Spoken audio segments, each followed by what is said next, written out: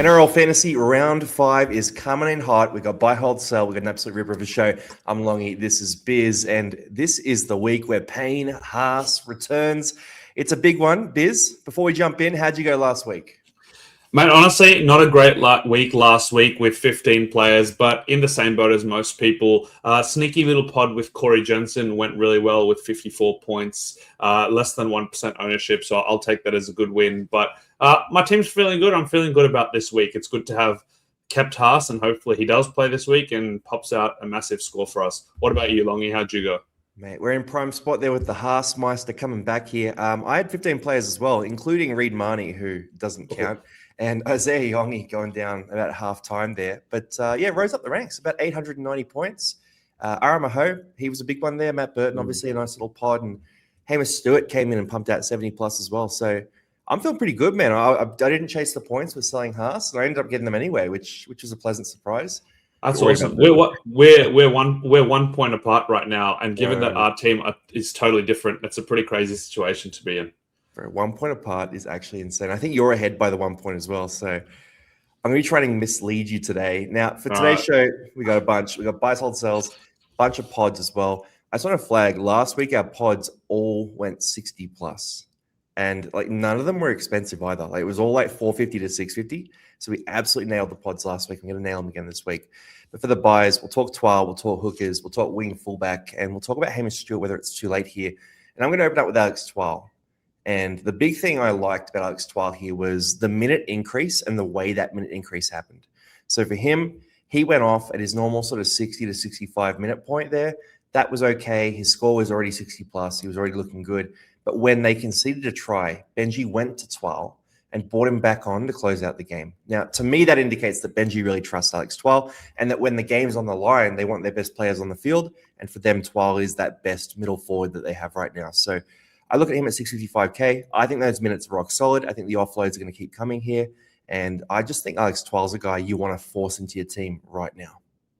Yeah, it's a great point you made, Longy. And it's actually to my detriment what you said, because not only did he come back on at the 72nd minute mark, it was for Terrell May. And I'm a Terrell May owner. And, Terrell did a lot of defensive work that last game. So maybe they thought he needed a rest. But Alex Twal did even more work than Terrell May. And I will say that Alex Twal has been their best forward by far to start the season, which is a crazy thing to say because, they've got May, they've had Samuel Fainu play really well. They've obviously had Kai Pearce-Paul play really well. So Twal has just looked unstoppable this year. He's kept his work rate. He just doesn't tire out. He can play 80 minutes for sure. And he's added this offload. He's doubled his offload count from last year. And they're not cheap offloads too. These are really good offloads in contact. We saw the elite trickery with the flick pass to Buller going through. Twal is, I don't know what's happened here. And I spoke about it either on last week or the week before's episode. Is this where Madge came out and told Payne Haas, start offloading more or play a bit more creatively? I don't know if the same instructions were passed to Twal, but he's now expanded his bag of skills here. If he's playing 60 to 70 minutes, he's a 60-point player. He's priced at 50. So he's definitely a great option this week. And I feel like this is a great example for me to talk about the hooker spot. And I look at the example I just made where Terrell May is scoring the same as Alex Twal. Terrell May is losing minutes to Alex Twal this year. And we talk about the hooker position. Now, I'll let Longy speak, but my theory here is that most people have got Reid Marnie and his 13 points. I will not skip ahead to the sell and hold section, but this is a position where you have to think really carefully because I think about Reid, and we'll talk about him more in depth. He is now priced at 34, 35. If he just scores his career PPM playing 60 minutes, which is what he's getting, he's priced at what he's worth. So you have to be really careful if you're moving Reid to a different hooker because there's no real hooker value this year. Whatever hooker you really move to is going to be scoring what they're worth. And there's a couple of gun hookers this year. We've got Brayley at the top and Harry Grant at the top. After that, it's a bit of a wasteland. So Brandon Wakeham starting at 9 this week. I don't know if anyone wants to go there, but it's less than Reid last week. Yeah. Yeah, it's I'm telling you, hooker spot is tricky. And I can understand why you'd want to go to a Blake Brayley or a Harry Grant. But Blake Brayley has a bye in a couple of weeks. And then Harry Grant also is coming off back-to-back 40s. That's with goal kicking. He can be up and down as well. So that's my thoughts on hookers. I'm personally not going to cut to the chase and talk about the Reed discussion fully yet, but Longy, what's your hooker buy this week? Because I can't think of too many good ones. Mate, it's a shocker. It's a shocker. And there's a couple of pod options in the mid-range section that you could talk about at the Roosters, right? So Connor Watson's returned to form, but he's on a bye. You know, Reece Robson, he's been okay, like a 40 and a 49, I believe. He's on a bye as well. Like, you're in a tough spot at hooker. I mean, people are talking about Phoenix Crossland, but did you see the state of his face after that last game? I don't care what the stats say. I cannot buy Phoenix Crossland. I'm sorry. Well, that and Harrison Graham was actually one of their best players in that game. And he came off the bench. He's named on the bench again. So unless Crossland's playing lock to get 80 minutes, I just don't see that working. It's a dicey position here. And Brandon Smith was meant to be the savior. I think him not being named this week has saved a lot of people from making a mistake and just jumping onto him straight away. So, yeah, I look at this, I think, you could go to the top. I'd probably go Harry Grant over Brayley just because Brayley has the bye in round 7, even though Grant's scoring is a bit dodgy. But, yeah, it's a tough spot, man. Like, I think it's Grant or bust in a way. If you want to go Phoenix, you can go Phoenix, but just keep an eye on his late mail there with him potentially not playing with that nose issue. We've seen Britton Nakora obviously miss a couple of games now. So, yeah, it's a bit of a no-win scenario. Does anyone stand out to you if you were going to sell Reed money? No, I think you nailed on the head. I think the only interesting pod option for me is Connor Watson, because now that Robson's back playing 80 minutes, Connor Watson now comes on and plays 60 at lock versus 60 at hooker, and that's a very different scoring profile. But like you said, he's not available this week. So that's why I just tempted to hold Reed. If you're not getting Brayley or Grant and you can't afford those, which is not an easy trade, it's like $200K, right? I'm probably man, I don't even know if I can recommend a hooker, right? Like it's just a bit of a wasteland out there. Like the good mid-range ones didn't pan out. Like look at Jake Simpkin, didn't work out. He's on the bench. What about Bailey Hayward? Yeah, nah, I'm good. I'm real good there. Look, Talon De Silva's slowly getting more minutes. He's playing well at base price, but I really can't think of a good hooker that I can recommend. Yeah. I can see your case, man. Like the Reed Marnie play, keeping him. We'll talk about him more in the holds or sells. He's in the sells list right now, but it's team by team dependent. And the decision I'm coming through this week is I'm looking at it going, all right, I can sell Reed or I can buy Twal. They're my two options there. And I really want to get Twal. So as we go through the week, I'm feeling myself more and more pulling towards potentially holding Reed money, not dealing with the hooker position just yet, and hoping that Reed can be a 40-ish average because it could potentially happen. And that Dragons matchup, Turtles mentioned it on our Team Was Tuesday Live yesterday, that Dragons matchup is awesome. Like they don't break a lot of tackles in the middle. They get through a lot of work in the middle. There should be a lot of tackles for Reed there. So it's a scenario where you're going to cop a bit of a cash hit, but what else do you do here? Like a lot of coaches have to make this choice, Twal or Reed Marnie. So that's the hooker spot there. I mean, we'll talk more about Reed in the back end of the pod, so stick around for that for sure. We can. I've got some more points to make, but I want to keep going through the buys. Tommy Turbo, you said you want to leave this one to me. Look, this is a case where I want to say that Tommy Turbo has scored in every game this year. Like I said, they're going to fall behind in a lot of games, and they're going to have to play catch-up football. That's exactly what happened last week. Tommy Turbo scored 59 points last week on a couple of tries in torrential rain where Teddy couldn't even cross 30. Did Teddy end up crossing 30 after updates? 26, yeah, exactly. So, look, if Teddy can't score 30, but Turbo is scoring 60-odd in a team that is so bad they sacked their coach after 3 games, I think this is a Turbo we saw this in previous years that when he gets hot, he gets hot. And I think we haven't seen the best of Turbo yet. The caveat is he's priced at the same as Reece Walsh, and I'll let you talk about that comparison. But just finishing off on Turbo, I just want to say that I think it's a good option just because there's not a lot of value in fullback this year. Like other than Josh Papali and David Farley, like there's just not much going on there. And they're base price people who you can't really trust week in, week out. I think Turbo's got a really good run of fixtures. He's got the Dolphins this week. It should be a shootout. So I think he's as good option as any, but just beware with Turbo. He does have a 10-point, 20-point, 30-point stinker in him, but I'm hoping with this year's form, those are few and far between. But if you haven't got Reece Walsh, it's Reece Walsh at the same price. And so that's your context, Longy, that you want to add to this video. Yeah, dude. Like, I mean, you look at Turbo there and people are talking about him as this must-have, but he's that same price as Reece Walsh, and some coaches don't have him. Walsh's fixture's coming up, right? So you got Tigers this week, Titans this week, Cowboys next week, which is absolutely elite. Tigers and Bulldogs after that. I'm thinking of a few different players here. So Titans, Cowboys, Tigers, Bulldogs, Roosters, Sea Eagles, Warriors. All right, so a bunch of games that are pretty exploitable here. The Bulldogs in particular, they're no longer that defensive juggernaut that we've seen before. They just copped the loss to Knights without, Callum Hunter or Dylan Brown. So for Walsh here, it could be a historic run of scores, and it could be really good here. So that's the comparison you got to deal with there. And if you don't have Walsh already and you're looking at Turbo, I'd go Walsh over Turbo 100%. But Turbo is that pod option there. We will talk about Drinkwater and Tuaupiki in the pods as well. So they're guys we can consider. Now, jumping into Hamish Stewart here. I jumped on the Stewart Express last week on the back of no Couchman and no Couchman. Basically, no Couchman brothers there. And he absolutely killed it with a 70-plus score. I want to throw to you, Biz, because I know you're considering getting him right now. What's your thought process here at 531K, 3 weeks without Ryan Couchman, and then Ryan Couchman's return? Do you think Hamish is the hinge point here that you think Hamish might keep that middle forward pure role here with Hangahu coming in, or are you worried about him going back into that edge back row role where he loses PPM? Yeah, look, at 530K, he's still pretty decently priced. I think he's priced at 40 odd, and I just think that. Look, he got the minutes last couple of weeks. He's I think overall he's averaging 58, 59 minutes through the year.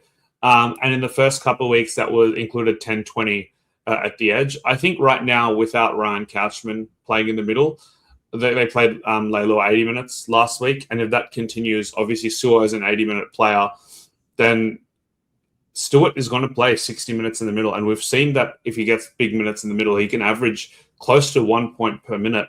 So if he's priced at 40 and you think he's going to play 55 to 60 minutes in the middle, he's still easily 10 points undervalued. And I'm thinking about him because, look, it's hard because the toss-up is Twal or Stewart. I think they're both 10 points underpriced, but I think Twal is this year the safer option, right? Like, I just don't think other people will impact his role. Whereas I think Hamish Stewart, his role is impacted by Leilua's minutes, whether he can get through 80 or not. He'll be impacted by Couchman's minutes. He's got a bye coming up, and a lot of people have multiple dragons, which means you could have like an influx of players just leaving your squad that week, which is, I think it's round 9. So it's still a while away, but it's not that far away. So it's a tricky one. I think the thing with coming back to the comparison with Twal, right? Because if you bring in one of these, I assume people aren't bringing in 2 mids this week. If you can bring in both, that's a great situation to be in. But if you're bringing in one, like 12 versus Stewart is a great comparison. I will say one of Twal's caveats last week was, does Latu Fainu come and play a roaming lock role in the middle? That's exactly what it did. But Twal's minutes went up as a result. So that fear is no longer there. So I think 12 to me is a bit better than Stewart, but 120K more expensive. If you're priced out of Twal and Stewart is the option, I think he's still a great buy at this price. I think at least until Couchman comes back, he should be giving you 50 to 60s, and there's still money to be made there. So, yeah, I think that's. I think there's nothing I can really think of that would be a negative on Stewart, other than the fact that the Dragons have not won a single game. They could chop and change, but I think that's actually a better thing for Stewart. I think he might actually finally start. I don't know. Let's see. Yeah, I think you're right, though. Twal is feeling like that must-have option. He's feeling like a borderline captain option. Because if he keeps those minutes from last week, he becomes like a 70 average, and it's a completely different thing. If they're running Latu at lock, logically you'd think, okay, Latu at lock is an attacking decision that they're making, which means they need to compensate in defense. And Twal is exactly the guy that you bring on for that. So I think you've nailed the logic there. For Hamish, I will just say, too, it is risky because it's a 3-week run without Ryan Couchman. Dylan Egan's also due back around round 9, round 10 as well. So there's potentially, like in a month from now, a bit of a squeeze on Hamish, but he could potentially make all this cash before then, where you're in a scenario where you've just made enough cash from him. He's 650K, maybe 650 plus there, and he scored well, and you've plugged that in. So Yeah, I'd prefer Twal in this scenario. I'm just going to flag here too. A lot of people are sending me messages of, Itoa Kamanu out for Twal, Isaiah Papali'i out for Twal, like these types of trades out for Hamish Stewart. I think they're a bit sideways. Like, find a way to Twal, but don't sell a guy that's good for Twal, because you're getting an upgrade, but it's not a massive upgrade there, and it's just not worth the trade. So just try to find other ways to get there for these guys, but don't tear your team apart. Don't sell good players to get great players in. Now, we'll rip into the cheapies here, and you flag something here with the Dragons players. Now, if you have Ryan Couchman on your side, maybe you have Atkinson, one of these guys, you might be in a scenario where you're bringing in David Farley next week as well, who he gets a starting spot at the Dragons this week. There's heaps of Dragons options that are popping up, and if you have all those guys for a buy and you want to keep them, you're going to be absolutely stuffed. And I believe it's round 9? Yes, I think it's round 9, yeah. I'll check that while you keep talking, but I think it's round 9. So I think you're looking at round 9 there. And then Farley, we'll talk about him in a sec. But my take on Farley is he's not a buy this week. He's potentially a buy next week. So we actually don't know what it is. But yeah, for Farley, we'll talk about him. We'll talk about Papali'i first, though. So for Josh Papali'i, 260K, he comes into this week with a 39-point break even. Now, for Papali'i, the historical reserve grade average is a 38-point a week average. That's on the back of a 0.2 try scoring rate. So only 1 try every 5 games of reserve grade. It's on the back of nearly 1 try assist per game. The run meters aren't massive, about 125 run meters and about 2.5 tackle breaks. So I think you can translate that into first grade with about that 38-ish average. My prediction for him is he'll run the ball more than that, and he'll have a few less try assists than that reserve grade number, because I think in the reserve grade side, he's a bit more central to their attack, whereas he plays next to Moses in first grade. So at 260K, he's a buy for either this week or next week. I think he'll score around that break even this week. So if you want to get him this week and plug him into your 17, great option, especially if you have Setu 2 and you're running a loophole on your bench, which is what I'm planning to do. So I'm going to have Asul Fa'alongo in a loophole because he's up against Penrith, and just in case he bombs, he's in that loophole spot. And Josh Papali'i coming in allows me to run that loophole there, with Chester also returning. So for Papali'i, I'm predicting like that 35 to 40-ish average. Parramatta have great fixtures coming up as well. The Tigers isn't necessarily one of those great fixtures, but after that Tigers game, it really warms up. So he's an option that I'm definitely endorsing this week. Yeah, I'll say a couple of things just to add on to that. I would say he's a bit of upside in the high 30s score, just because I think a lot of the reserve grades games he does play, it's in the halves these days. So that's probably why there's lower tries and run meters. So that 38 is at fullback, by the way. It is a fullback. I think it's actually a very similar average when he plays 5'8" as well, which is why I made that point. But yeah. I think I exactly agree with you. It's like 35 to 40, and his break even is 40 this week. So you can wait and see for sure. And he has the Tigers this week, which, like you said, is no longer a cakewalk matchup. But those Easter Monday games are usually nice, sunny weather, like good attacking footy. And then he's got the Titans and the Bulldogs and Manly as the 3 after that. So I think, especially with the Yongi being close to 8 to 10 weeks with the worse than usual syndesmosis prognosis, you can kind of just wait a week, I think, unless you really want. Because he needs to really score 60 plus to get his price moving this week. So he's going to be there next week. But I think he's a pretty much must-have at some stage. Yeah. Either this week or next. So I can see people just being like, okay, I just need a wing fullback this week with 2 not available, etc., and Iongi injured. So he's an interesting option to bring in this week for sure. Well, if you're a coach who, let's say you're selling Reed Money and he's your second hooker, for example, right? If you're going, hey, I want to get rid of Reed Money, I want to get rid of Setsu 2 or one of these other guys, you could potentially move to Josh Papali'i and Alex Twal. That's what I like about him. At this price point, it's just such a helpful mover to get you to a top gun. It means you don't have to sell a good player to get 12. So, yeah, cracker of an option there. Now, Farley's been named to start. We've seen Farley kill it. Obviously, when you look at the stats from last year, the average tackle breaks per game, Farley's at the top because he had 1 game last year. He had 7 tackle breaks and was a total machine. The reserve grade numbers aren't crazy for Farley. So it's a 34 average at center and it's a 41 average at the wing spot. So he has more run meters, more tackle breaks, more of that sort of thing when he's on the wing. I personally, at the start of the year, sort of believed that Farley was the best option for the wing for them. I was pretty surprised when he wasn't selected. And I was very surprised when it's Tyrell Sloan brought in instead of him as well for that spot. So I'm a bit of a Farley believer, but the fact that he's the third option that's been sort of chopped through here just really worries me. And they're a team that's just not beating anyone right now. So can you bring Fale in at 250k with a buy coming up from a popular team in the Dragons, knowing that they're going to chop and change, knowing that he is really on the chopping block from the moment he steps onto the pitch, and knowing they have to beat the Cowboys for you to keep him in your team?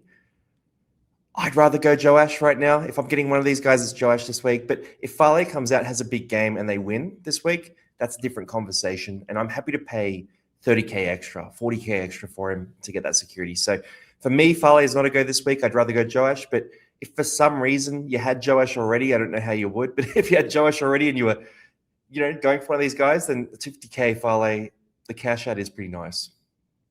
Yeah, I have nothing more to add there. I think the job security is just so low, being the options there. I actually don't think Setu was that bad either. I think there were some deficiencies in his game, but I mean, come on, it's hard to say that you've lost 4 or 5 games and you've dropped the winger, right? So I just think Sloan's the option there as well, and they could go back to 2. I just think that unless there was like a real clear path to making a ton of money here, with like a 60 in this week to get the ball rolling, I just don't want to have it, because this could be a red dot next week or the week after, just like Setu, right? Like Setu made us 70, 80k, and now who knows if he'll ever get his spot back. So I'll let Fale get the ball rolling before I even consider him. It's an easy skip for me. I think you might struggle with dual position as well, because from memory, it's like 4 games.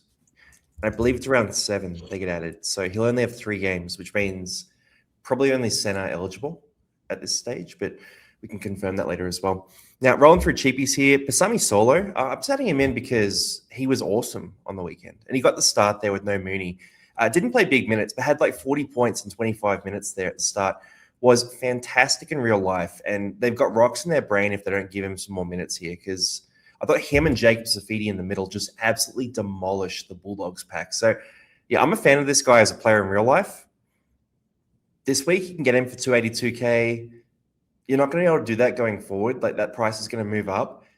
He could be one of those slow burning options. He's kind of in the same vein as, a Cooper Clark or one of these types of players where it's more just you're believing in the talent, you're hoping for the slow burn, but he could also be a Cooper buy where you just sort of get trapped into it too. So really just flagging you, if someone needed a cash out at the mid spot, I doubt you do. Like we all gassed up on mids last week anyway, but he's an option I just want to flag here as someone who could potentially grow into more minutes as the year goes on. And then I'll throw to you here, Biz, the great Pia Kura. Now, 100 plus meters last week, played the 80 minutes. Brisbane have great fixtures coming up. We talked about it with Walsh. We're going to say it again.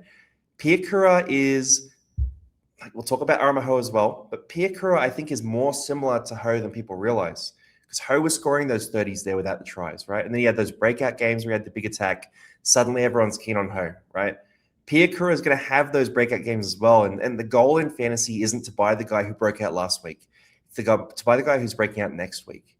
Do you think Pia Kura could be that guy here, Biz? Or do you think there's a bit of worry here in terms of his role in attack? Because the scores haven't been that great.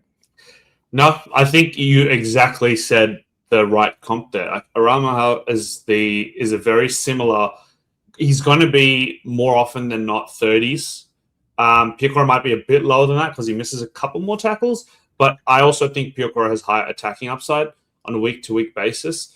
Just remember, like, if you ignore this 87 with 2 massive tries, like Aramaho was just middling for this. 32, right? 35 or 38, I think it was. Yeah, he's got some offload. Okay.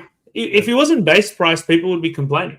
People were complaining with Reed scoring 34, 36 before this 13. So the thing is, Pia Kura could 100%, like we've seen it before, he can score a couple tries, he can score 60 plus. And he just looks, I will say the 2 weeks he's been back, he's looked really good.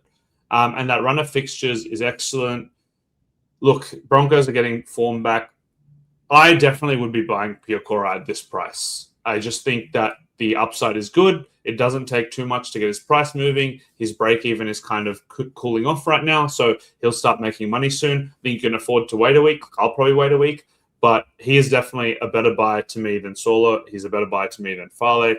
And if you're not playing Papali or Pia Kura this week, I would actually maybe even take a punt on Pia Kura this week over Papali, because I just think that there's a higher upside to get the ball rolling, and he's a bit more expensive. So while you got the option to buy him, I don't mind it.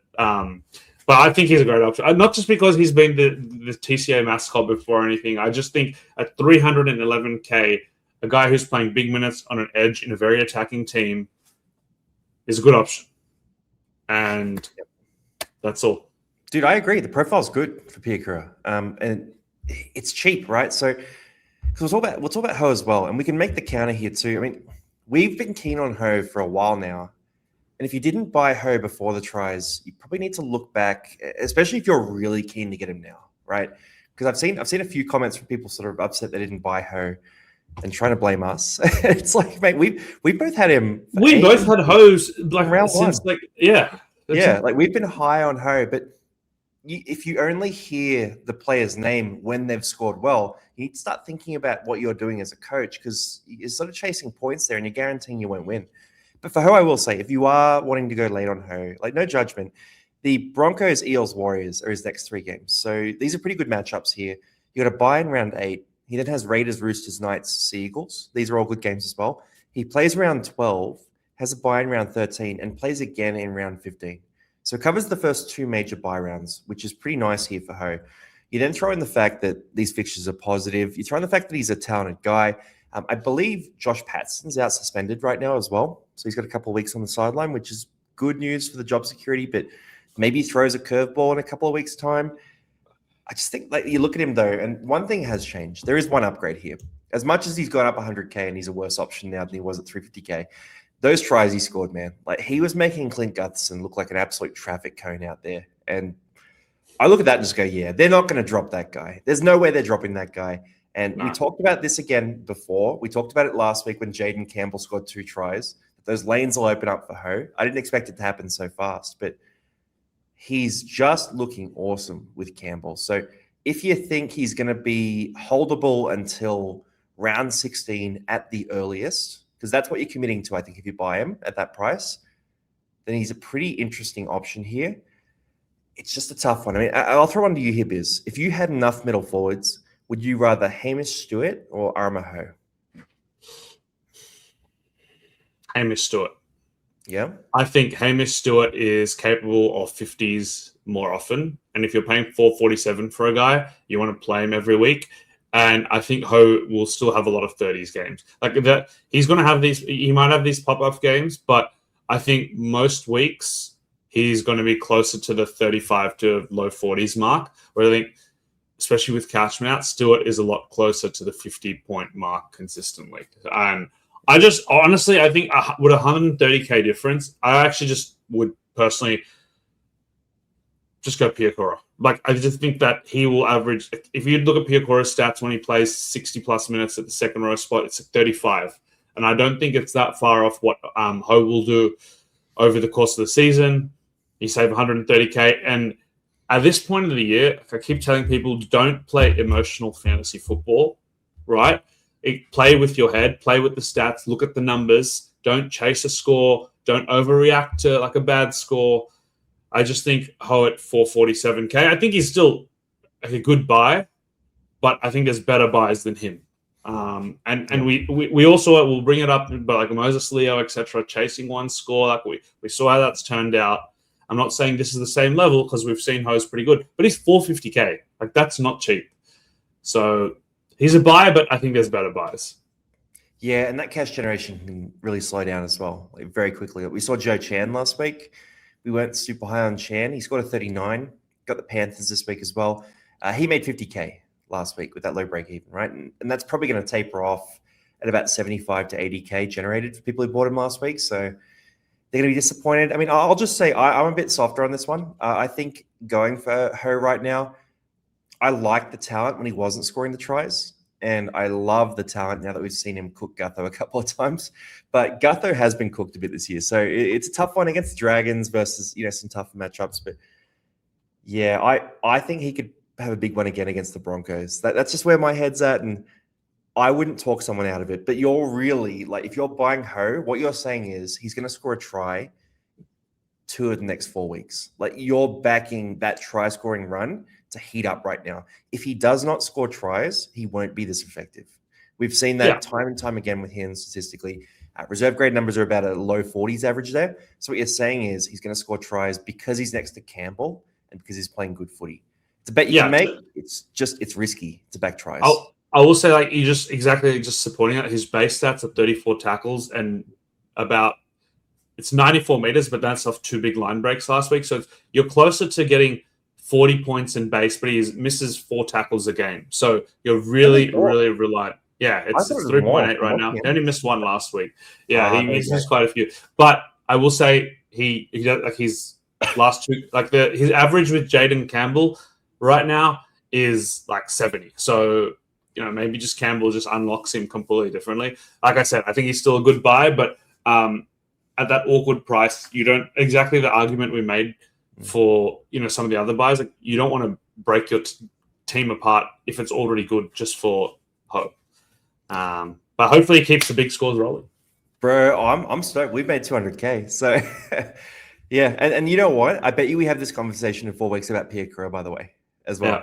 Because the signs are there for Pierre Coeur. 100 meters plus every game, 80 minutes we're seeing now as well. I like the signs there too. So Joash, Pierre Coeur, Ho are sort of the 3 we really talked about here.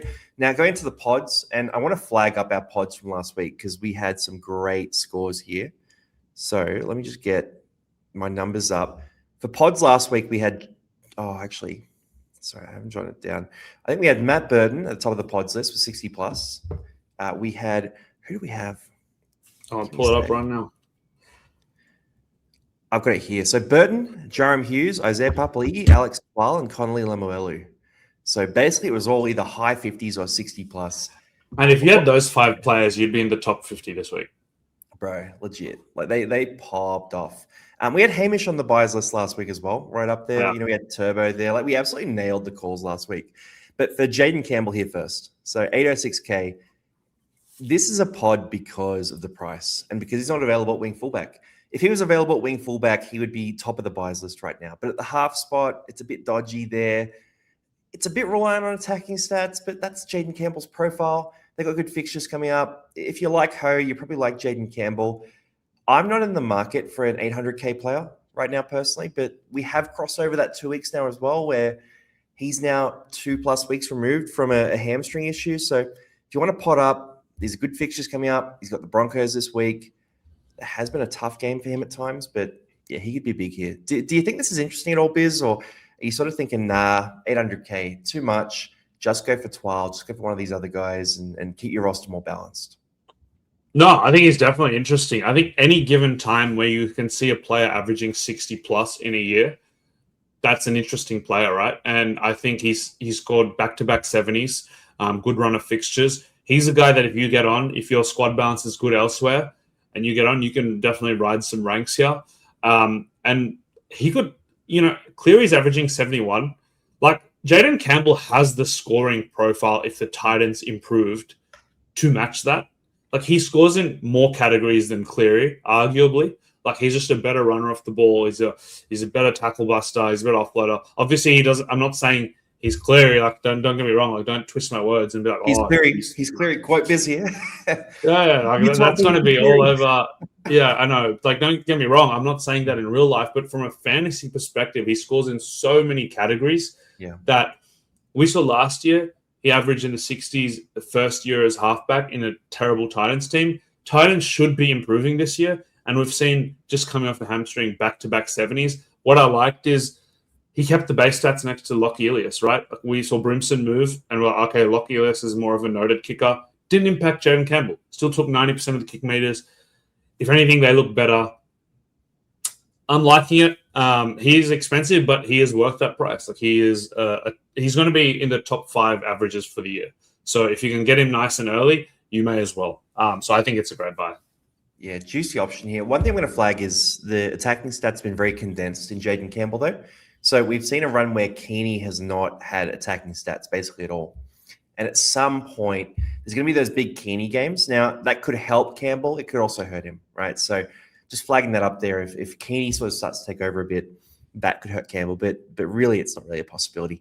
Now, Dolphins second row next. And we got Finifuyaki and Lemuelu. They were discussed heavily in the pods last week. We liked Lemuelu better for the base stats, but Finifuyaki ended up being the one that popped out at 75. Like, they're just crushing it. And yeah, I think Finifuyaki has 3 tries in 4 games. Lemuelu, it's 1 try. in 4 games. So I still lean towards Lemuelu at 600k, but you can make a case that Funafuiaki at 650k is just on a historic run, and you just got to get on at this stage. It is something crazy. Like, there has been no statistical evidence to ever show that these two Dolphins edges would play 80 minutes every week and just churn out these scores. I don't believe it. Like, it's crazy to me. But exactly like you said, Kulikefu is just carving it up on the attacking front. He's running for 200 meters a game. They're spamming him that ball. And on the other side, Connolly's just going about his work. He's just making his tackles, making his meters, nothing flashy, but just getting to a high 50s average on base, that's alone. They're both priced pretty well still, and I don't know if they can keep this up, but man, like, I personally now, I just think if you're paying last week I said Connolly, and I still think he's more reliable and consistent, but now at this price, if I want to pay 600k for him, I'm just going to take the upside shot. Like, if I want to just get on the historic run of form, fine. 600k, Kulikefu, just hope he keeps churning out like 60, 70, 80 until he dies out of form or something happens. But I just think it's crazy. Both of these guys are like 1% owned, and I just don't know if I could prioritize them this week with all the buys. But I'm not talking out anyone from this because they just look great. And if you started with these guys, like if you had a Dolphins team, like, kudos to you, man. Seriously. Yeah. Crazy stats. Man, they're crushing. And I'm going to say on the eye test as well, Funafuiaki, he's had some runs where he hasn't gotten any stats out of them, where he's just running like a man possessed. He's running like a guy who he just believes he's going to burst through every time. If you run the ball like that, you're going to do well. Like that's basically one of the traits that you look for in a fantasy player. It's very hard for guys to maintain that over a whole career. So when you see a guy doing that, you kind of got to go, hey, if he stays fit, this is going to lead to fantasy points, and it definitely has. I just say on Kulikefu, as you're talking about that, like before we finish, like his base stats now are 33 tackles and 200 meters. Like, wow. if you're running 200 meters a game at that level of aggression, you're going to get the attacking stats. So he's an attacking player who's now got random work rate that I've never seen. So exactly like you're saying. Yeah, bro, he's getting volume. He's getting volume here. So these are a good shout. And again, we talked about this last week as well. We hammered these guys over Joe Chan, like, so aggressively. And a lot of people ignored that call because Joe Chan had the biggest score last week. So again, just a lesson for anyone who's sort of thinking in that way where they're going, hey, last week's score was this, the average is this. Now, try to think about the fundamentals. It's funny, though, we're recommending Funafuiaki, and he scored a 75 last week. Yeah. But it's those fundamentals of the way he's running the ball, the volume he's getting consistently, and how we see that translating, and also the fact that he's a super talent who was signed for big cash by the Dolphins when he was a young guy. So, yeah, 600k. He's priced at 49.50, and his just meters gained and tackles alone get you to 53. So that's the difference. Like with guys like Ho and things we've caveated that rely on attacking stats. Kulikefu can just make his 35 tackles and run 200 meters, and he'll return value without any attacking upside. So it's just crazy to see this step up he's taken. So good on him. It's really exciting to watch. I'm kind of talking myself into getting him, but they do have the bye next week as well. Can I flag here too? Just on this, Funafuiaki in particular, he's scoring a lot of these tries late in games. So when teams are a bit tired, they're not up for the contact, he's scoring these tries. That, to me, protects him from potential restings. So if we're looking at him and going, oh, they might reduce his minutes, blah, blah, blah. No, he's effective in that last 20-minute channel. So unless they take him off, then bring him back on, which they're not going to use 2 subs on Funafuiaki, right? He's playing the 80 minutes. So I actually think he's quite protected from a minutes reduction, even if there's issues. So, yeah, he's a killer. And then the only negative I'll say just before that on both these Dolphins edges is they got Manly this week, smash matchup. Then it's bye. They've got Penrith, they've got the Warriors, and then they've got Melbourne, and then the Bulldogs. So very difficult run of fixtures after this week, including the bye. So that is the one negative I can say on them. Otherwise, like, just ride the wave. But Manly this week, man. Oh, watch out. Up against, it doesn't matter who you're up against, actually. In Manly, it's a one big hole, that defensive line. Now, Tuaupiki and Drinky, I'll let you choose. Which one of these guys do you want to talk on first? I'll talk Drinky. You go Tuaupiki. Yep. Okay. Jump in, man. With Drinky, we talked about him at the start of the year as an exciting pod. He had a great run of fixtures. Look, I know a couple of guys who are ranked in the top 100 who started with Drinky but didn't sell in when everyone else did. He's rewarded owners with back-to-back good scores. He had 4 try assists last week. 579K, he's kind of priced at the mid-40s now. And we've seen he's been a 50-point player. Cowboys have come off 2 good wins, beating Melbourne. Run of fixtures is pretty good. The only knock on Drinky is that, one, he's inconsistent. That's fine. Most wing fullbacks are. The other knock is that he's not goal kicking anymore, and Clifford's looking excellent. He did take a goal towards the back end, like the clutch goal kick towards the back end of the game was a Drinky kick to level up the scores. So I don't actually know what's going on there. So if anyone has intel who's actually kicking for them going forward, like I assume Drinky's rib cartilage injury is kind of fading off now. Yeah. If Drinkwater is kicking goals at 579K, I am taking Drinkwater over Turbo at 650. But if he's not kicking goals, then he's probably he's a good buy, but I'd rather take Turbo. So if anyone has intel on who's kicking goals, I think Drinkwater is good price right now. I just think there's not much value in the wing fullbacks, and Drinky is a guy that can get on a really good run. He's had 2 good scores. Can he keep chaining them along? So I think he's a good pod for sure. Yeah, I'll flag 2. That 2 games where he's affected by the rib, round 1, round 2. Really low run meters, low involvements there. The last 2 weeks have been, I think it's 160 and 225 run meters. And I believe 11 combined tackle breaks as well. So I think he's fully over that rib issue. I think you made some great points there, Biz. And then for Tuaupiki, this is the cheaper option here. And it's one that I grabbed him in a few draft leagues last week when he got shifted to fullback. I don't know if I can get him in my classic team, just because I think Joash is pretty close to what you're going to get from Tuaupiki, like maybe 10 points behind, but at that base price. I will share the numbers though, because in reserve grade, he's pretty good here. So 55 game sample size playing fullback in reserve grade. You have a 51-point average. That includes a try every second game and a try assist, 4 every 5 games kind of deal. You've got an offload a game. You've got 5.4 tackle breaks a game. A little bit of kicking here too. So overall, 160 run meters a game. He's a guy who gets involved in a lot of ways, and he's got big attacking upside here.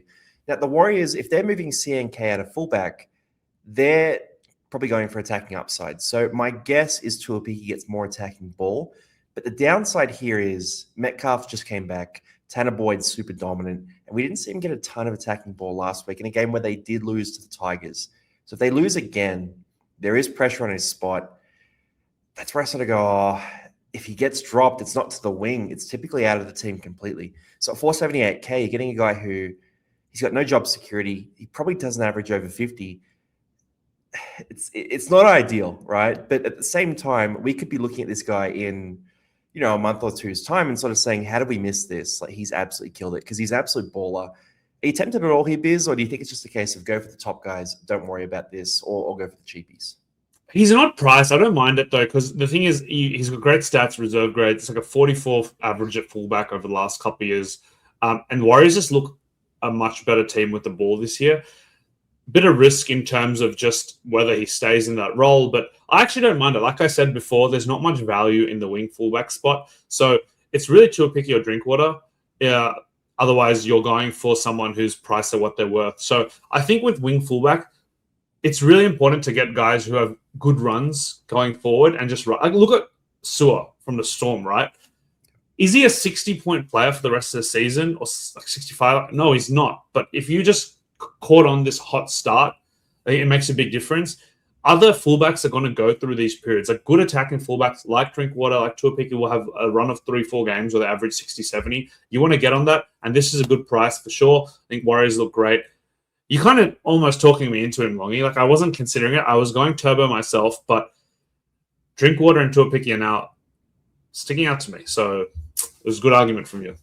Man, the Warriors are a good side. They're a good side, but they did just lose to the Tigers. That's the risk there. The job security is not there at all for him. And they do get Berry, I think it is, back relatively soon as well. So he could potentially threaten. They shifted around a bit, so I'm worried about that. That's what's getting away. Did he cop a HIA towards the back end of that last game, or was he kind of benched? I can't remember. I remember he sat out the last 10 minutes. I can't remember why. I'm not sure. I think it might have been HIA. I think I'm looking at. I thought he went off in the last bit there, but it doesn't say. Yeah, okay. It was HIA. Was it? Yeah. It was HI. Okay, good. Yeah, and he's passed. He's passed. So Yes, he's all good. good. Unlike Paul Moses Leo, who's got delayed symptoms. We'll talk about him in the cells. Now, Shibasaki, another one here. And this is more, we're talking about these fixtures for Reece Walsh. Everything Walsh does translates for Shibasaki typically. So if Walsh has a great game, usually so does Shibasaki. Because Shibasaki is that kind of, when he goes to the left, that crash ball runner that just hits holes that Walsh sort of really looks to. So I look at him at 435K. And has he been good so far? No, he's been total garbage. Like, he's been shocking for fantasy.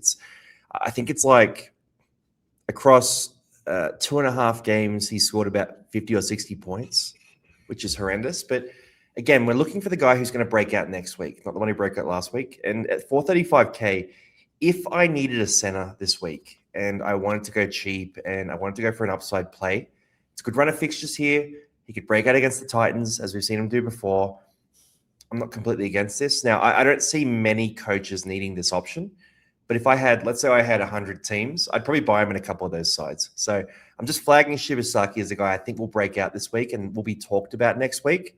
And it's kind of what this pods list is for. It's guys that, we're not rock solid on for the buys, and we're sort of looking at as like, that's going to be a guy that has a pathway to relevance. Do you have any thoughts on Shibasaki here, Biz, or are you happy to roll through? I really like the Shibasaki pick. I think it's a next week pick. I'm even considering it this week. Just like, he's had a tough run of games, but if you remember back to last season, Walsh sucked until halfway and then he exploded. Like, these kind of attacking players will have lulls. And it's only really been a 2-game lull, because if you think about it, he scored 67 against Hull KR in the World Club Challenge with 2 tries too. So it's not like he's just totally forgotten how to play over the offseason. Like, he's had a big game in a tough arena where the Broncos lost already. Now, Broncos being up form, he's got a high break even. It's close to 60. So I think next week, he probably goes to close to the top of our buys list. So on that flip side, if you need a center this week for whatever reason, he's not a bad pick. Like, he's priced at 34 right now. He averaged 45 last year. Will he match those heights? Maybe, maybe not. But even if he just averages lower 40s, like, that's not bad either, especially if he drops another 30K this week. So I like this pod option. The worry I will flag is if he plays well enough, he's in Origin. So it's either he kind of fizzles out and doesn't do well for you, or he plays really well and maybe makes Origin, or potentially he doesn't make the team if they go another direction. So yeah. Shibasaki, spicy pod there. Now, holds and sells, and these are always up for debate. Really, don't just look at where they're positioned on this list. Listen to the nuance of the conversation and make a call based on the information we share here. Payne Haas is the first one. He's flagged up.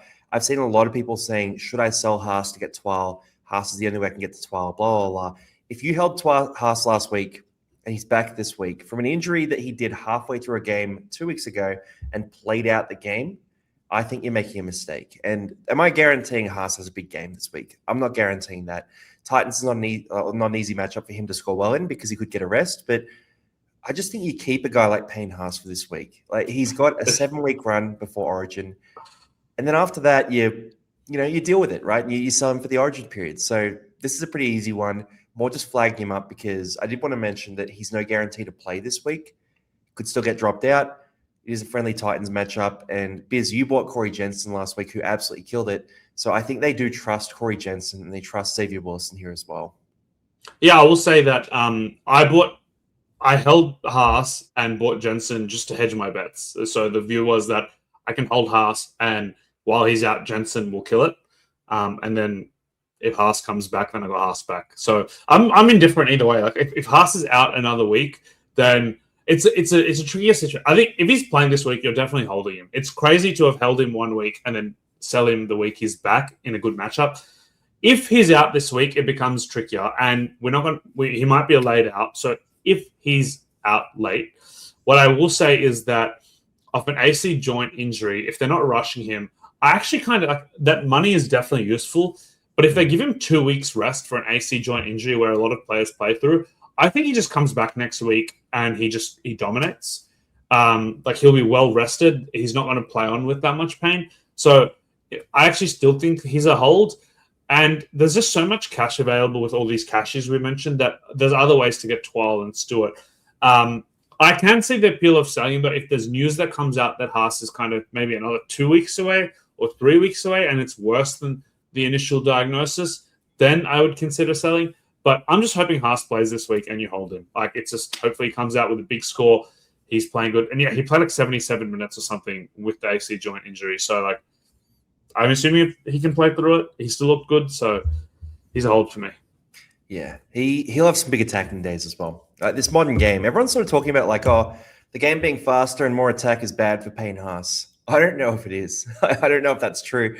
I think as the Broncos get a bit smarter, they'll start using him on the edge a bit more, and we'll see more attack from Haas. So, yeah, if you got Haas, stick with him. If he doesn't play, I agree with you. I think it's actually kind of good news. And personally, from my side, I'd rather he doesn't play than plays half-baked, right? Because I have good options to play over him this week if he doesn't play. But if he does play, you have no way of knowing what he's going to be. So, yeah, he's in my 17. Turtles is actually looking at captaining him this week. So there's a bit of faith around the casual athlete for Haas. Like, none of us sold him, which is interesting as well.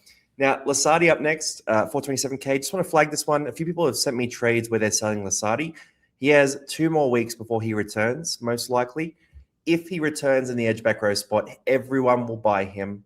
If he returns off the bench, you'll make a bit of cash, and then you can make a call later. So keep him for sure. That's a really easy one to stick with here.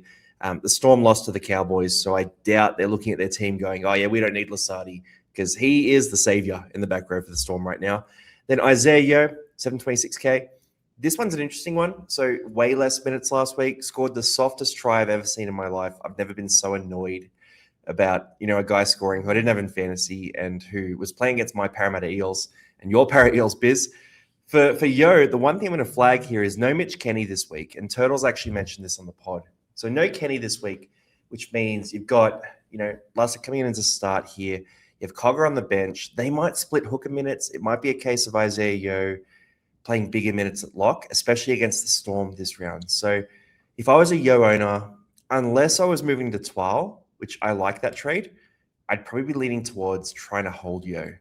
Keen to hear your thoughts on this one. I think that's it's good you mentioned that, because the idea of selling Yo to get 12 sounds crazy, but it isn't, because I'm actually considering the same thing with Terrell May. And like I said, I'm holding Reed, and then I come out and I'm saying I'm selling Terrell May, which to most people is ridiculous. But like I said, if you take the emotions out of it, Reed is going to probably score what he's priced at. Terrell May is still priced in the high 60s, and he's just scoring 60. So Terrell May is the one guy in my squad that's still like 5 to 7 points overpriced on what he's doing. So mathematically, selling Terrell May is actually the best option for me. So if Yo is that one for you that you think he's going to average closer to 50 because of his rest periods this year, and he's priced in the high 50s, like I can totally see why he'd sell him to 12. You're actually getting more points for close to 100K less, right? So like that is the reason why I would consider it. But on the flip side, the caveat is this week, like you said, Yo could play big minutes. It could be a grinder game in the middle. He could do really well. On the same way that Isaiah scored an easy try against Para last week, like Terrell May could score a try against Para this week. He actually did score a try against Para last year. So, yeah, just evaluate your team's needs. Like if he's going to be a good play for you this week, I think you definitely hold it. But I agree, the Yo to Twal trade, I think, is not a bad trade whatsoever, because I think Yo is still a bit overpriced and Twal is 10 points underpriced. Yeah, team dependent. I agree with that completely, man. Then we got Jackson Ford here. And this applies to Atai Kamanu as well, by the way. It applies to, Papali'i, these guys as well. But for Ford, I just wanted to flag him up because I think if you're a Ford buyer, you fell into a trap of chasing points with a guy like him, and you've gotten a little bit lucky here. And as an anti-Ford buyer, I'm kind of salty about this. You're spewing on Ford. Bro, I thought I nailed that. When he came out and he finished the game, it was like 48 points. Ended up with 50. The minutes were down. Mitch Barnett got more minutes there. It was going in the direction I thought. And then Mitch Barnett's been ruled out for 4 to 6 weeks. So he's out now for an extended period with the thumb issue. Ford will go back to those bigger minutes and start scoring well again. I still think at the price, he's worse than Twal. I still don't, prefer Ford. I talked about Ford versus Papali'i and said Papali'i is going to score more tries than Ford does. And like 5 minutes into the game, Papali'i walked over for a try. So I was feeling good there. But if you're a Ford owner, you obviously stick with him. I've seen a few people asking about, like, I've gotten some really weird requests here this week, Biz. Like Haas to Ford, I've heard. Yeah, like all these different, like really odd trades. And I just think you got to stick with your fundamentals here. Like these are guys you keep. You made the call on them. You had to kind of lie in your bed a bit now. So, yeah, stick with Jackson Ford. He's going to go well for this next period. But I guess the Origin period is going to be interesting as well because Mitch Barnett probably plays Origin. So maybe he's good through that period as well. I don't know if he does, though. If he's played only a couple of games leading into Origin, I don't know if he makes it. Yeah, I mean, there's no guarantee, especially if Adam Fanua-Blake's available. And then Teddy, I've had a few people asking about him. Obviously, a shocker last week in the wet there. If you got Teddy, you paid up for the big gun.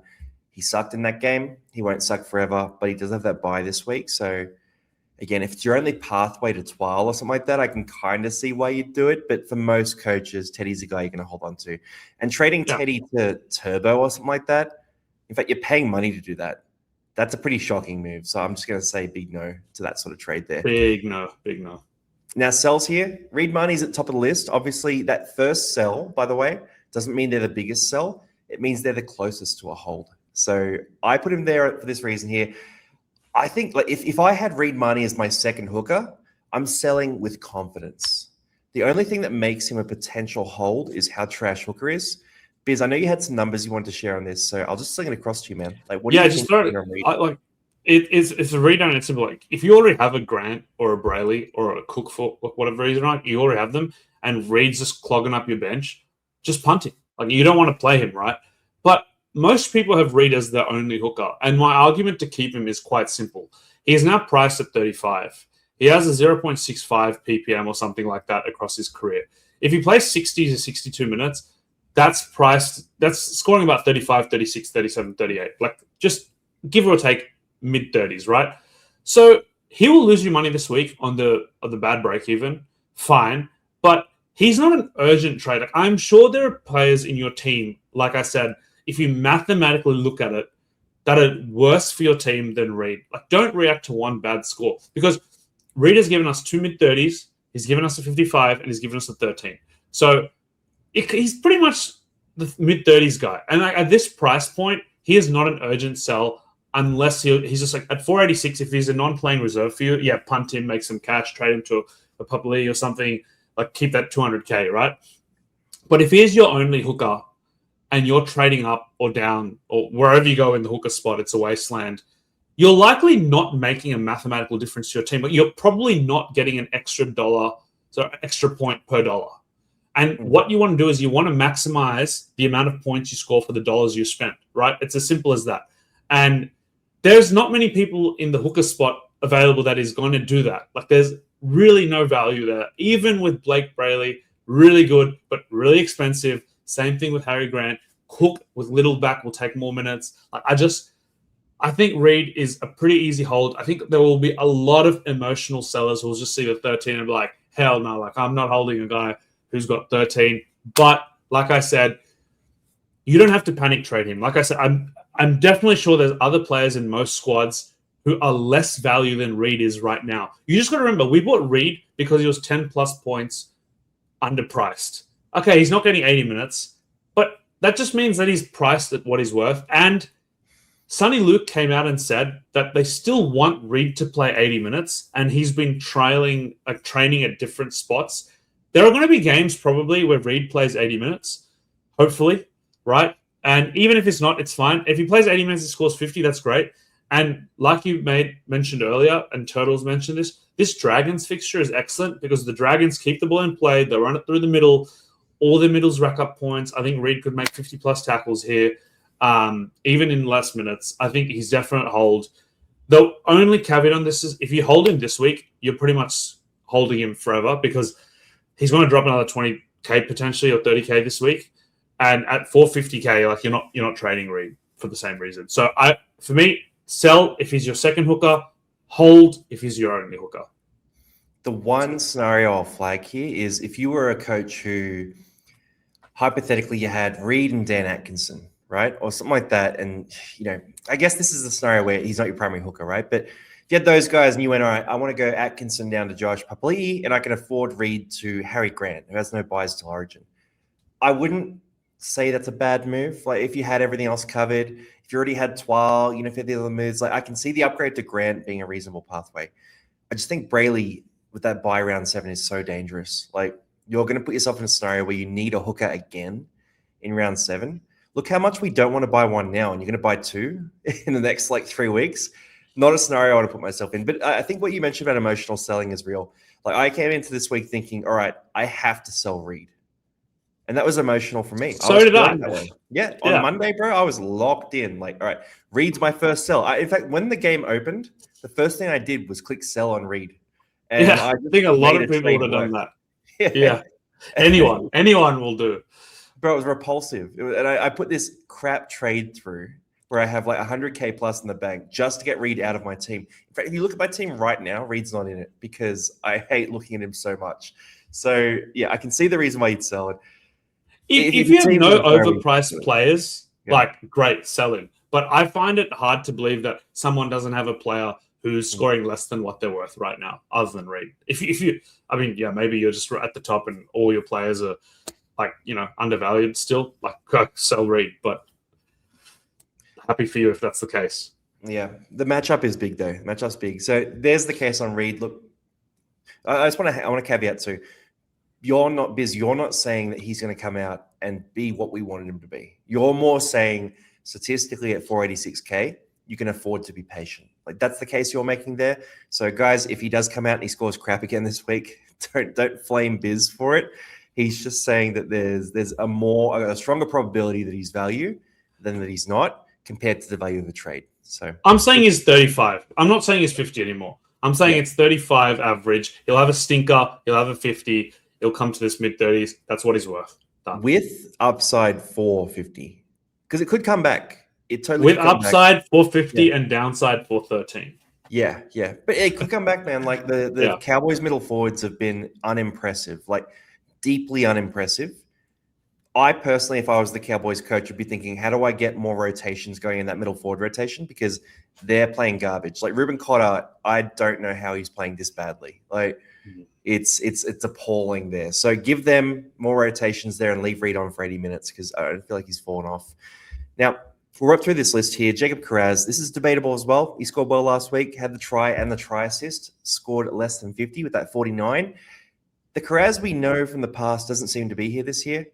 He's had, I believe it's 2 tackle breaks in 3 weeks, Carraz, which is extremely low for him. He's had some offloads, but I just don't like what I'm seeing from him. Like he just doesn't look super involved. And with a shoulder injury, it's not like a rib issue where they grow out of it. I feel like the shoulders linger and linger and linger until they get activated and they screw you over with a 20-minute game. So if I was a Carraz owner, I'd be thinking, hey, here's a chance where I can move off him. I can get one of the big dogs we talked about, Reece Walsh, Turbo, one of these types of guys. I could downgrade to Drinkwater. I could have a play at Tuaupiki and bank up some cash. Like I'm steering towards giving Carraz the flick. But at the same time, like if he gets over that shoulder issue, he's value immediately. So it's a tough one there to predict. You know, we're obviously not in the sheds. We don't get to talk to Carraz about how he's feeling every week. Gus Gould on his tweets, he tells you Carraz is doing fine. He's been training the house down. He's the best player at the club. But Gus Gould also tells you he hasn't met Locke Galvin. So I just don't know what to believe here. And yeah, I think if you have Carraz, I think more pain is coming. That's my feel on this. It's very subjective. Do you have any thoughts here, Biz? No, I just think he also got bailed out by like 2 fluky scores on the weekend. Like the try assist, shady, and then the try coming off, like the ball hitting the head or something, also shady. That could have been another dud score. I just think until there's signs of life in the shoulder, I would sell Carraz over Reed personally. Yeah. So without those plays, man, it's like you look at him, it's like 25 points that game. Yeah. So again, not looking at last week's score, looking at the baseline foundational stuff there. And Dogs' attack is garbage right now as well. No offense, Dogs fans. I'm sure you're just as frustrated as Carraz owners. Now, Moses Leo, Biz, I got a quiz for you here. If you bought Moses Leo after his massive round 1, how much money have you made so far? He started at 250, which implies a break-even of 19. He scored 70. That's 50 points. 300. I'd say about 20, 25K. Oh, no, more than that, mate. More than that. You reckon? 58K. He didn't go up that much? Oh, okay. Because if you do the math straight line, it's 51K in the first week, and he probably hasn't lost money. So, yeah, 50 to 60K makes sense. Yeah. So you didn't make a lot of cash, though, right? And I really want to hammer this point because every week I get blown up with this guy's break even is low. You can't ignore that low break even. You can't ignore you can ignore the low break even. The low break even means nothing. Break evens are the worst way to play fantasy. And there are people that are loud in the fantasy community that talk about break evens nonstop. It's a garbage way to play. What you need to do is look at what the guy is doing and whether you think it's going to translate over the next month of footy. Like, that's all that matters. I don't care what they score. So for Moses Leo, when he scored well, we were not keen on him. We talked about him as a guy that is not going to score well. And you look at this run of games, he's had, I think it was an 11 last week. It was a 16 the week before that. And it was a 28 the week before that where he scored that try on the buzzer, total consolation garbage try, where he was going to score 7 points. So you could have had a run here of 3 consecutive under 20-point games in 3 pretty good matchups as well. That Cowboys matchup was meant to be the bounce back, and it just wasn't there. So I couldn't have predicted how bad he's been over the last 3 weeks, but yeah, if you're a Moses Leo owner, again, just take this example here. If you started with him round 1, by the way, you cracked it. Good job. But if you bought him after and you chased the points there, unless it was a really effective cash down, which I don't mind, just have a look at that and go, all right, in future, when a guy has a big game, I'm not going to overreact to it, right? Because, yeah, Moses Leo now becomes a sell after making 58K. You've used 2 trades. You've gotten some terrible scores. It's cost you a lot of points there. And in retro, it was just a really bad move. So I just want to flag that one up. Not roasting anyone. I make bad moves all the time as well. But I make bad moves too, but I think the break-even point you raise is excellent. Break-evens are useful in timing a player's buy or sell, but it doesn't make a player a buy or a sell. And what I mean by that is if you know you're going to buy or sell a player anyway, like you can time it based on their break-evens, it doesn't make a player who's had a fluky score with a low break-even a really good buy just because the theory is, you're going to make 50K this week. That it could end pretty quickly, and Moses Leo is exactly that. But if it's a good player that can keep up those scores with low break even, great. If it's an average player who has a low break even because of a fluky score, avoid. So exactly like you said. No, you're spot on there. And like, think about the break evens we talked about today. We've really only talked about Josh Papali'i because we're saying it's this week or next week. Yeah, exactly. It's just timing. Like I said, he's a buy. Yeah. He's definitely a buy. It's like this week or next week, and the high break even just means you can wait a week. That's it. You're going to buy him either way. Bro, you got to be realizing we never bring up break evens, like basically ever at all. In fact, I don't even look at break evens. Like it's something I just do not check at all. I'm already swayed by it. Like eye test is important. Stat profile is important. They're the two things you work off. Like the break even is only useful in the preseason when it's like, okay, what are they priced at? That's it. Yeah. That's it. Yeah. After that, it doesn't matter. And then I've been very harsh, so I need to be harsh on myself now because I've got Isaiah Young was bad. Oh, a couple of low 20s, the mid-game injury. I'm not buying any more Parramatta players, by the way, because I've had 2 consecutive terrible scores from mid-game injuries, terrible hip drop tackles. I don't know why Parramatta are copying these. So Hopgood last week, Yongi this week. That one's a howler. I mean, that first game, where he scored that low 20s, he didn't get the ball against the Dragons in hot opportunities. And then, this is a tougher game against the Panthers. So he was getting ball. Moses didn't want to run it this week. And it just didn't go great.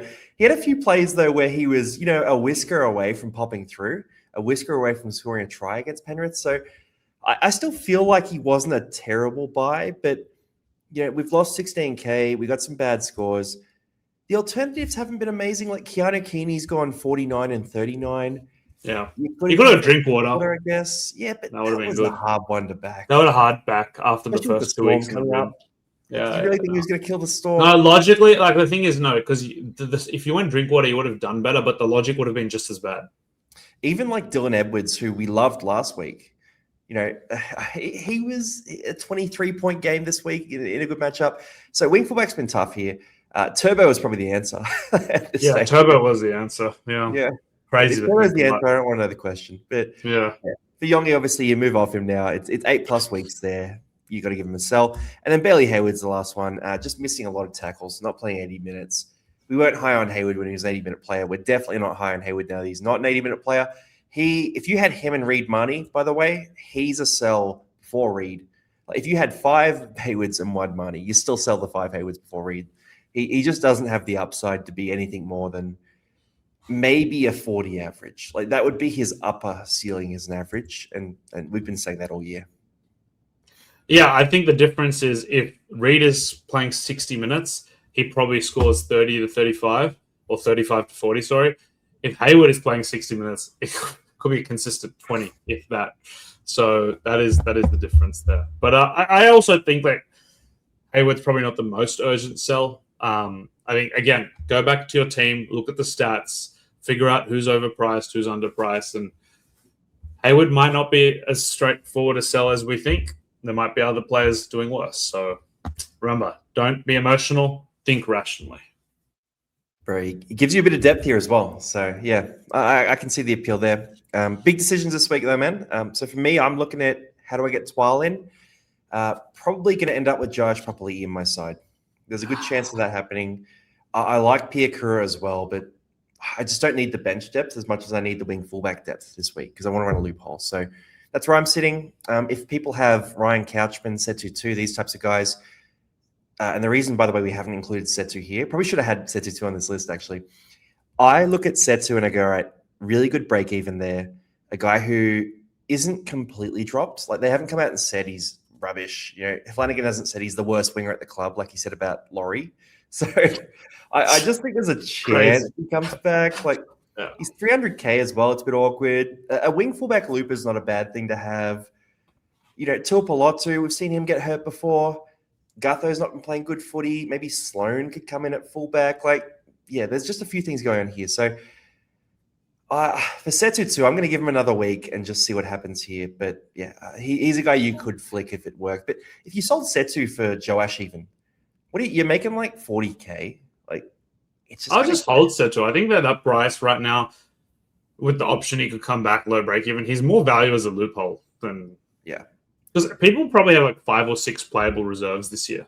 Yeah. So calling the right, if you imagine you got a guy like Aramaho who scores 85 and he's your NPR, like, so you just want loopholes this year. Like, look at Sanders, right? He randomly gets 60-point games, and you know, you never know with these guys. Atkinson is like 55 one week, 30 the next week. Like, you want to get the best of your bench, so the loophole is very useful.